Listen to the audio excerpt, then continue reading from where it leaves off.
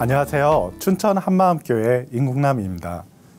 돈을 사랑하던 의사에서 예수님의 사랑으로 영혼을 사랑하는 의사로 살고 있는 간증을 하려고 이 자리에 섰습니다. 저희 아버지는 젊은 시절 악단에서 기타 연주를 하셨어요. 고정적인 수입이 없으시니 어린 시절 저에겐 돈은 늘 아끼고 절약해야 하는 것이었어요. 먹고 싶은 것, 사고 싶은 것이 있어도 부모님께 말하지 않았어요. 8살 때쯤 동네 제과점에 진열되어 있는 케이크를 보고 돈을 모아 꼭 사 먹어야겠다고 생각했어요. 케이크 가격이 8,000원 정도였는데요. 당시 짜장면 한 그릇에 500원이던 시절이니까 아이가 모으기엔 조금 부담스러운 가격이었어요. 케이크를 생각하며 케이크 1개 살 수 있는 돈, 케이크 2개 살 수 있는 돈, 이런 식으로 10여만 원을 모았지만 막상 사 먹지는 못하겠더라고요. 결국 이 돈은 저희 어머니께서 생활비로 몽땅 써버리셨습니다. 어린 시절 의사란 직업에 대해 자주 들을 수 있었는데요. 한날은 어머니께서 요 앞 정형외과 있잖아. 개원한 지 2년도 채 안 됐는데 그 건물을 사버렸대. 어머니께서 하신 말씀은 제 마음을 설레게 하였습니다.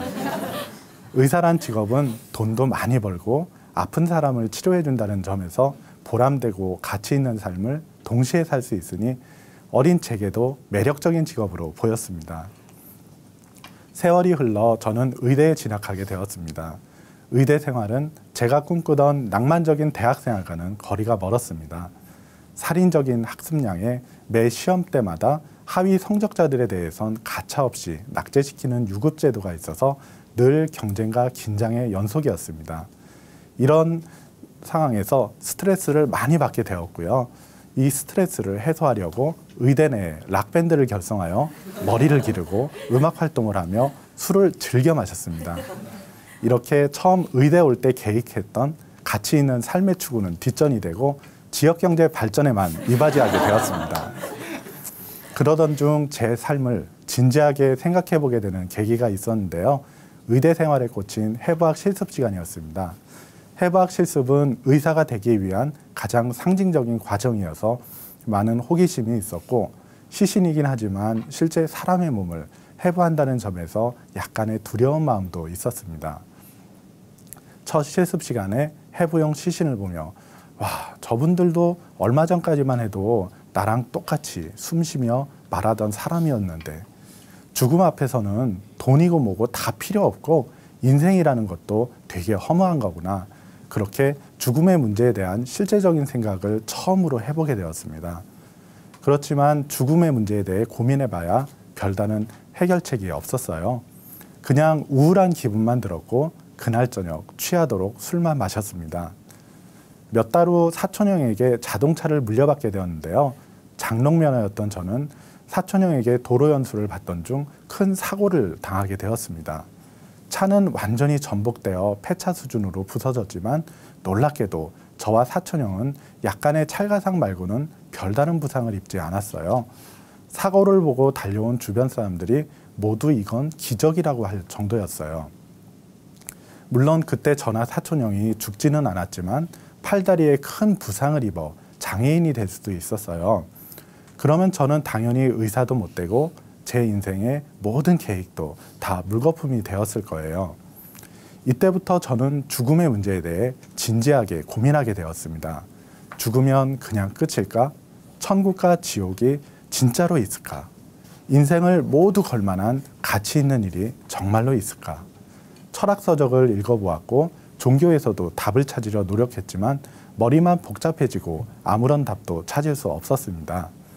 결국은 부자가 되고 싶어 의사가 되려 했던 제 인생의 계획도 다 부질없다는 생각이 들어 깊은 회의감에 빠졌고 인생의 목표를 잃어버린 채 방황하며 술로 보내게 되었습니다. 그러던 중 기말고사가 끝나고 3주 정도의 여름방학이 시작되었어요. 저는 혼자 학교 도서관에 남아 깊은 고민을 하게 되었고요. 그러다 같은 과 친구인 한 자매가 생각났는데요. 그 자매는 춘천 한마음교회에 다니고 있었습니다. 제게는 교회 다니는 친구들이 많이 있었지만 그 자매는 뭔가 다른 면이 있더라고요. 늘 복음에 대해 진지하게 얘기했었고 힘든 의대 과정을 늘 기쁘게 생활했어요. 그래서 그 자매가 다니는 교회라면 제 고민에 대한 해답을 가지고 있을 것 같았습니다. 그래서 저는 춘천 한마음교회에 가게 되었고 때마침 여름 수련회 기간이었습니다. 처음에는 목사님의 말씀을 도무지 알아들을 수가 없겠더라고요. 그렇지만 교회에서 듣게 되는 이야기들은 저에게 큰 충격이었습니다. 예수님이 사람으로 이 땅에 오신 전능자 하나님이라는 것, 삼위일체 하나님 등 여지껏 들어보지 못한 이야기들 뿐이었어요. 그렇지만 예수님이 사람으로 오신 하나님이 맞다면 제 고민들이 해결될 수 있겠구나 기대감이 들었고 집중해서 말씀을 보게 되었습니다. 그런데 한편으론 옛날에 교회 다니던 친구들을 핍박하며 논쟁하였던 기독교에 대한 공격적인 생각들도 동시에 기억났어요. 수련회 내내 이러한 치열한 생각 싸움으로 머리가 복잡해졌습니다. 큰맘 먹고 교회까지 왔는데 여기서도 해결하지 못하면 평생 후회할 것 같아서 철야 기도를 하기로 마음먹게 되었습니다. 그러나 새벽이 되도록 답을 찾을 수 없었고 내가 지금 헛짓거리하고 있다는 생각이 들어 자리를 박차고 예배당을 나갔지만 사방을 둘러보아도 불빛이라곤 하나도 보이지 않을 정도로 당시 교회가 외딴 곳에 있었습니다. 그래서 집까지 걸어가기에는 조금 무리란 생각이 들었고 아침이 되면 바로 떠나려고 마음먹게 되었습니다. 지금 생각해보면 이러한 사소한 것들도 다 하나님의 은혜였어요. 아침이 되자 한 형제로부터 예수님이 역사 속에 실존했던 인물이라는 사실을 듣게 되었어요. 구약의 예언이 신약에 그대로 성취되는 것을 보면서 하나님이 정말 계시고 그 예수님을 믿는 것이 제 죽음의 문제를 해결할 수 있는 방법이구나 생각했어요. 그렇게 저는 신앙생활을 시작하게 되었고 제 삶도 조금씩 바뀌었습니다. 락음악을 그만두고 밴드를 해체했고요. 술을 끊고 복음을 전했습니다. 동기들, 후배들은 물론이고 교수님, 심지어 복사실 아줌마까지 의대 내 거의 모든 사람들에게 복음을 전했어요. 또 전에는 술을 자주 먹던 저를 피해 다니던 친구들이 이제는 복음이 듣기 싫다고 저를 피해 다니기도 했고요.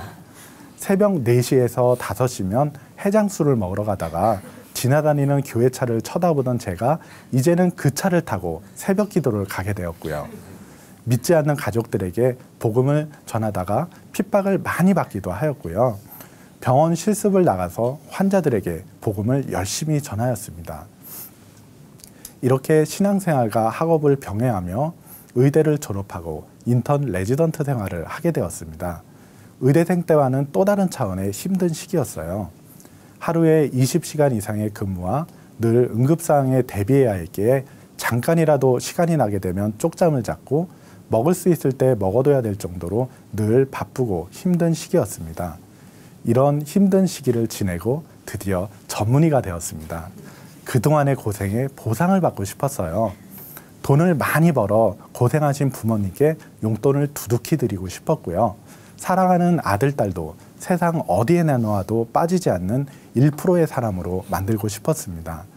이러한 마음에 레지던트를 마치자마자 하나님께 기도도 하지 않고 겁도 없이 거액의 대출로 요양병원을 인수하였고 당시 최고점이었던 부동산 경기만 믿고 대출로 아파트도 사게 되었습니다. 당시 아내에게 여보, 우리 저 병원 인수할까? 물어보자 아내는 조금의 망설임도 없이 쿨하게 그래? 간단히 대답했어요. 저는 아내의 말에 즉시로 순종하여 병원을 인수하였습니다.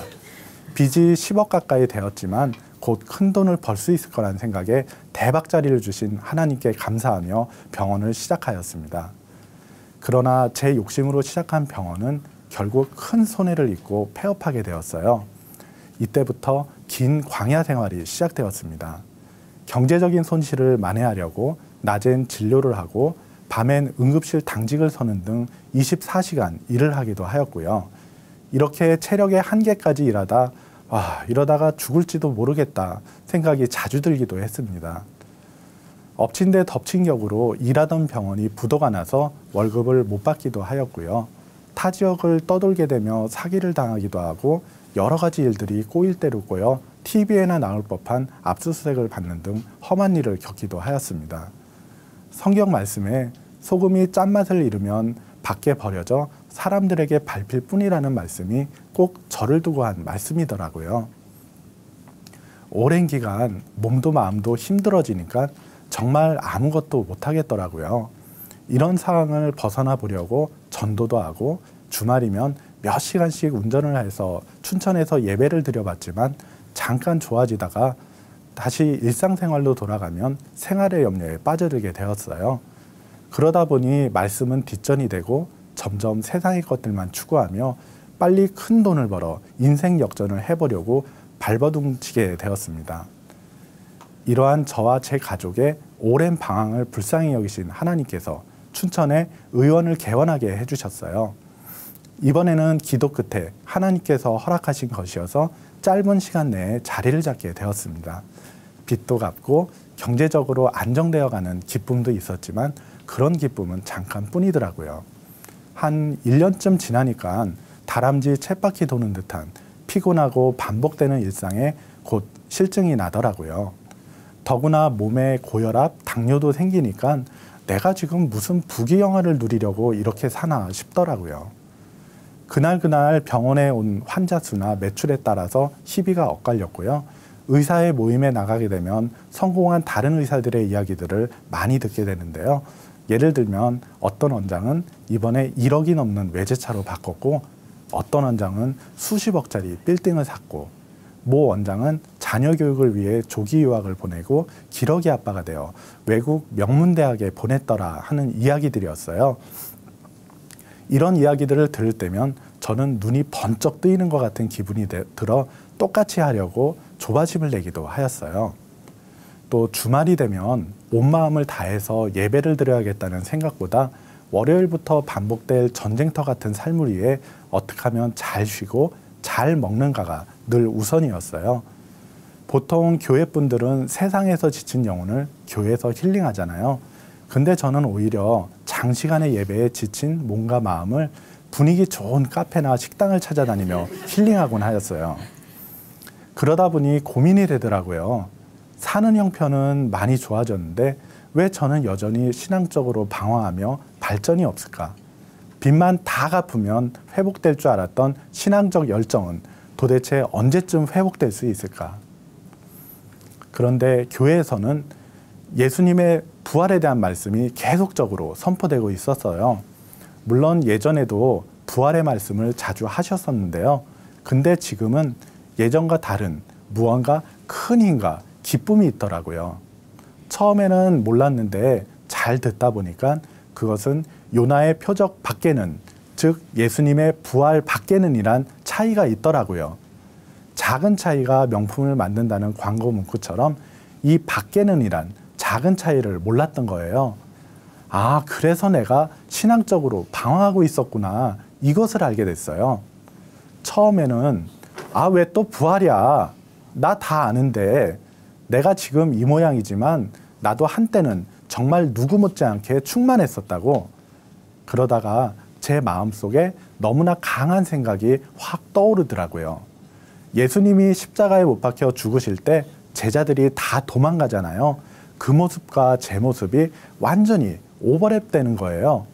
죽음 앞에 도망간 제자들처럼 저도 사는 게 힘들어지니까 성경 말씀은 아무런 힘도 없는 그냥 지식밖에는 안 되더라고요. 그러니까 내가 여전히 주인으로 살면서 시간적, 물질적 손해가 조금이라도 오게 되면 늘 하나님의 것부터 먼저 포기했더라고요. 성경 말씀을 단순한 글자가 아닌 전능자 하나님의 말씀으로 바뀌게 하는 유일한 것, 제게는 그 예수님의 부활이라는 확실한 증거가 없었던 거예요. 예수님의 부활을 통해 예수님이 전능자 하나님이심이 확실해지니까 그제서야 성경의 모든 말씀이 다 믿어지는 거예요. 그리고 예수님을 주인으로 믿지 않았던 악랄한 죄를 회개하였어요. 아버지, 저 아버지의 사랑을 알면서도 배신했어요. 돌아가고는 싶었는데 갈 수가 없었어요. 제 삶을 어디서부터 어떻게 고쳐야 될지 저도 잘 모르겠어요. 그러자 제 마음속에 아들아, 너의 마음을 잘 안다. 네 마음이 나와 함께 했을 때에도, 네 마음이 나를 떠났을 때에도 너는 내 사랑하는 아들이다. 부활로 내가 너에게 확실한 증거를 다 보여주었잖니. 아들아, 내게로 돌아오라. 이때부터 제 삶은 완전히 바뀌었습니다. 제 마음의 주인이 바뀌고 나니까 병원은 하나님의 영광을 드러내는 장소로 바뀌었어요. 병원에 오는 환자들에게도 영혼에 대한 하나님의 긍휼한 마음이 그대로 부어져 큰 기쁨과 확신으로 부활하신 예수님을 전하고 있습니다. 우리 병원에는 교회 지체분 몇 분이 함께 일하고 계시는데요. 한마음으로 영혼 구원에 힘쓰고 있습니다. 진료를 하며 일일이 다 복음을 전할 수는 없지만 환자들과 대화를 하다 보면 육체의 질병이 아닌 마음의 병에 걸린 사람들이 많이 와요. 부활하신 예수님을 주인으로 믿기만 하면 회복될 것이 훤히 보이지만 밀려있는 환자나 촉박한 진료 시간에 한계가 있을 때가 많아요. 그러면 제가 자연스럽게 복음의 문을 열고 간호사로 일하시는 지체분이 주사실로 모시고가 주사를 놓으며 제 말에 이어 예수님을 전해요. 주사를 맞으신 환자분은 대기실로 나와 수납을 하고 처방전을 받으며 수납 창고에 또 다른 지체분께 부활하신 예수님에 대한 말씀을 한 번 더 듣게 돼요. 또 방사선실, 물리치료실에서 근무하는 지체분도 계셔서 반복적으로 부활의 복음을 들을 기회가 생기고요. 이렇게 협력하여 부활하신 예수님을 전하고 있습니다. 전에 병원을 인수할 때 쿨하게 그래? 라고 간단히 대답했던 제 아내는 의사와 결혼하여 우아하게 인생을 즐기며 사모님 소리를 들으며 살고 싶어 했는데요. 하나님께서는 제 아내가 병원에서 발을 뺄 수 없도록 아주 특별한 능력을 주셨습니다. 그것은 한 번 본 환자들의 얼굴과 이름을 잊어먹지 않는 능력인데요.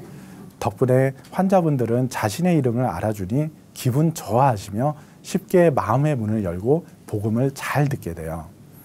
의사회 모임에 나가게 되면 기쁘게 살고 있는 제 모습을 보고 아, 임원장 뭐 좋은 일 있어? 환자가 많이 늘었나 봐. 아니면 골프 칠 때 볼이 잘 맞나 보네. 다른 원장들이 궁금해해요. 그러면 저는 큰 기쁨과 확신으로 부활하신 예수님을 전하고 있습니다. 저의 이런 기쁨의 비결은 하나님께서 허락하신 병원도 제가 주인이 아닌 하나님과 주님의 몸된 공동체가 주인임을 알기 때문이에요. 그래서 함께 일하는 지체분과 저는 직위의 차이만 있을 뿐 동일하게 하나님께 월급을 받으며 일하는 거예요. 그래서 일할 곳을 주신 하나님께 감사하며 기쁘게 하루하루를 열심히 일하고 있습니다. 물질도 다 주님의 것입니다. 병원에서 얻어지는 수익도 제 임의대로 허투루 쓰지 않고 주님께서 필요하실 때 언제든 드려지기를 소망합니다. 지금은 하루하루가 행복합니다. 공동체 지체들과 함께 병원에서 일하며 천국에 대한 소망으로 살고 있습니다. 아마도 저보다 더 행복한 원장은 없을 것 같습니다. 예수님의 부활이 없었다면 아직도 돈과 성공을 쫓아 방황하며 인생을 허비하고 있었을 거예요. 이러한 저를 최선의 삶으로 이끄시고 예수님의 사랑으로 영혼을 사랑하는 최고의 의사로 만들어주신 하나님께 영광과 찬송을 드립니다. 감사합니다.